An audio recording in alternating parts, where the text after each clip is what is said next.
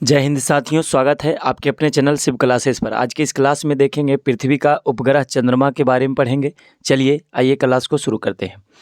आपको दिख रहा होगा यहाँ पर आपको दिख रहा होगा कि पृथ्वी का एकमात्र उपग्रह का नाम क्या है? चंद्रमा है। इसके अध्ययन को सेलेनोलॉजी कहा जाता है। ठीक है, याद रखिएगा, चंद्रमा के अध्ययन को क्या कहते हैं? सेलेनोलॉजी कहा जाता है।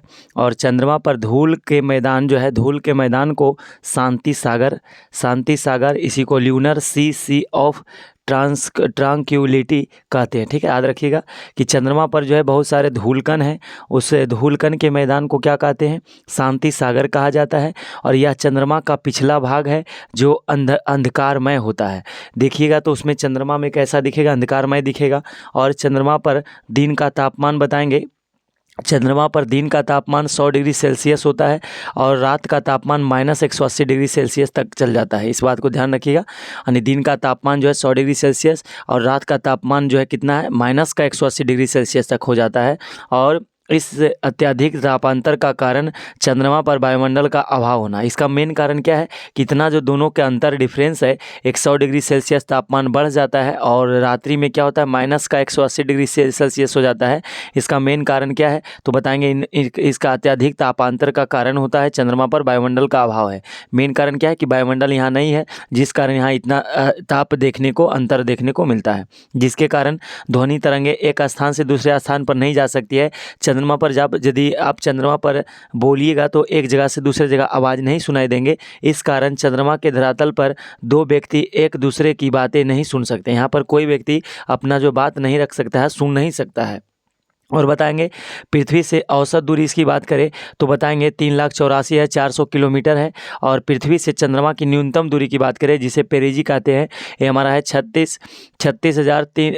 3,63,300 किलोमीटर है। जबकि अधिकतम दूरी को एपोजी कहते हैं, जिसका बताएंगे 4,41,10,000 बताएंगे 4,05,500 किलोमीटर रहती है। और भूमध्य रेखा पर की बात करें तो भूमध्य रेखा पर बताइएगा, इसका अधिकतम भूमध्य रेखा पर बताएंगे कि 1,000,000 3,78,000 किलोमीटर है। भूमध्य रेखा पर चंद्रमा की दूरी कितना है पृथ्वी से? तो बताएंगे 3,78,000 किलोमीटर। जबकि बताएंगे अधिकतम दूरी का कितना है? तो 4,05,500 किलोमीटर रहता है। और बताएंगे न्यूनतम दूरी कितना है? 3,63,300 किलोमीटर इतना है। और बताएंगे कि जब चंद्रमा पृथ्वी के सबसे नज़दीक होता है तो उसे सुपर मून कहते हैं। उसे सुपर मून कहा जाता है, याद रखिएगा। जब चंद्रमा पृथ्वी से सबसे नज़दीक हो जाती है तो उसको क्या कहते हैं? सुपर मून कहा जाता है। और चंद्रमा की घूर्णन गति के काफ़ी कम होती है चंद्रमा की घूर्णन गति काफ़ी कम होती है। इसलिए यहाँ दिन व रात की अवधि 2 सप्ताह होती है। यहाँ दिन और रात की अवधि कितनी सप्ताह होती है? 2 सप्ताह होती है। और बताएंगे सूर्य के संदर्भ में चंद्रमा की परिक्रमा की अवधि कितना है? तो 29.53 दिन होती है। और यह चंद्रमा जिसे कहते हैं। और चंद्रमा से लाई गई चट्टानों में ट्राइटेनियम अधिक मात्रा में उपस्थित है। अगर देखा जाए तो वहाँ से लाई गई चट्टान है, वहाँ से ट्राइटेनियम अधिक मात्रा में उपस्थित मिलता है। और बताइएगा कि यह लगभग उतना ही अवधि है जितनी वह पृथ्वी की एकमात्र परिक्रमा करने में लेता है।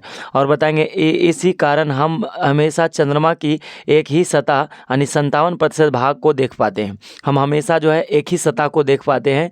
और चंद्रमा के दक्षिणी ध्रुव की बात करें तो चंद्रमा के दक्षिण ध्रुव पर स्थित लिबनिट्स पर्वत है, जो बताएंगे कि 1,000,000 35,000 फीट और 35,000 फीट यानी 10,668 मीटर चंद्रमा का उच्चतम पर्वत है। उस पर्वत का नाम क्या है? लिबनिट्स बताएंगे। लिबनिट्स पर्वत है। चंद्रमा चंद्रमा के दक्षिणी ध्रुव पर स्थित एक लिबनिट्स पर्वत है, जिसकी ऊंचाई बताएंगे 10,668 मीटर है। और चंद्रमा का उच्चतम पर्वत बात करें, और चंद्रमा को जीवाश्म उपग्रह भी कहा जाता है। याद रखिएगा, चंद्रमा को जीवाश्म उपग्रह भी कहा जाता है। चलिए आगे ध्यान देते हैं। अगला ध्यान रखिएगा कि चंद्रमा का उच्चतम पर्वत पता चल गया कि और जीवाश्म, चंद्रमा को जो है जीवाश्म उपग्रह भी कहा जाता है। और चंद्रमा का बताएंगे, चंद्रमा का अक्ष तल जो है, अक्ष तल पृथ्वी के अक्ष के साथ जो है 58.48 डिग्री का अक्ष कोण बनाता है। चंद्रमा का अक्ष तल जो है पृथ्वी के साथ जो है कितना डिग्री का कोण बनता है? 58.48 डिग्री का कोण बनाता है। और ब्लड मून क्या होता है इसके बारे में जानेंगे कि एक परिघटना है, ब्लड मून एक परिघटना है जब पृथ्वी चंद्रमा पर पूर्ण छाया डालती है। यानी जब पृथ्वी जो है पृथ्वी चंद्रमा पर पूर्ण छाया डालती है तब पूर्ण चंद्र ग्रहण की स्थिति उत्पन्न होती है। इसमें चंद्रमा का रंग लाल हो जाता है, इसे ही ब्लड मून कहा जाता है।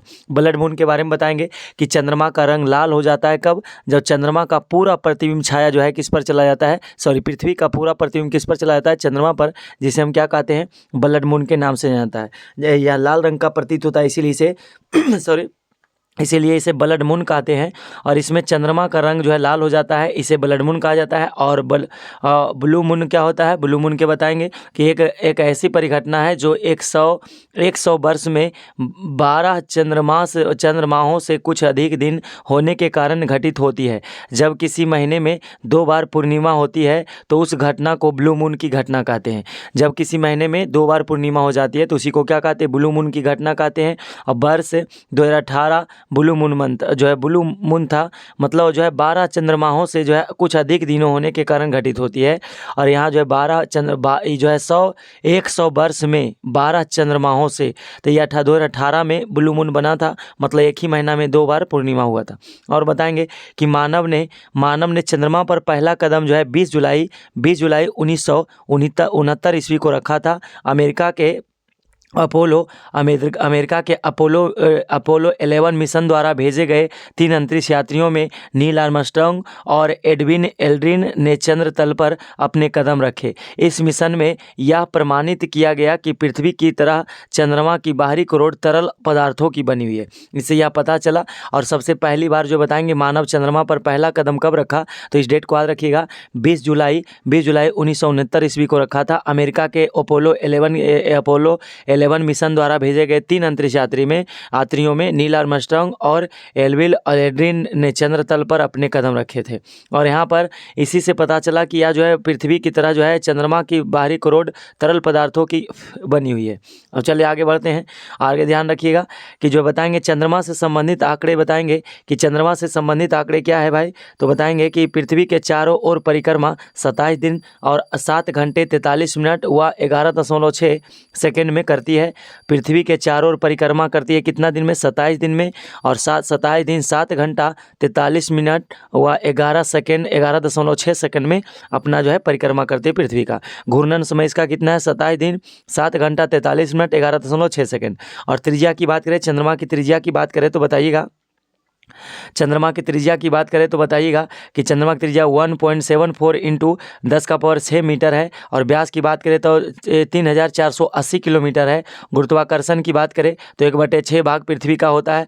मतलब यदि कोई भी वस्तु मान ले यहाँ पर 60 kg है धरती पर, तो वहाँ पर उसका वजन 1/6, 60 का 1/6 हो जाएंगे।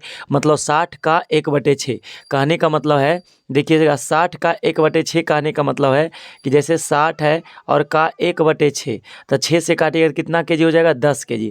मतलब जिसका वजन यहाँ पर जो है 60 kg है, जिसका वजन धरती पर 60 kg है, चंद्रमा पर कितना हो जाएगा? तो बताएंगे 10 kg। इसका वजन 1/6 kg होता है, इस बात को ध्यान रखिएगा।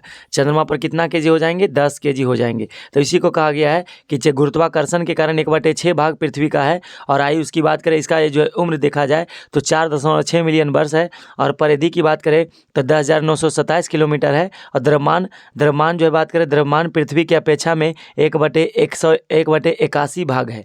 ये हमारा था पृथ्वी का उपग्रह चंद्रमा के बारे में। और इसके बाद हम बताएंगे अगले पार्ट में बुध ग्रह के बारे में। और यदि आप चैनल पर पहली बार हैं तो मेरे चैनल को सब्सक्राइब कर लीजिए, ताकि आने वाले समय में आपको समय समय पर नोटिफिकेशन मिलता रहेगा। फिर मिलेंगे अगले क्लास में। आपका दिन शुभ हो। जय हिंद, बाय।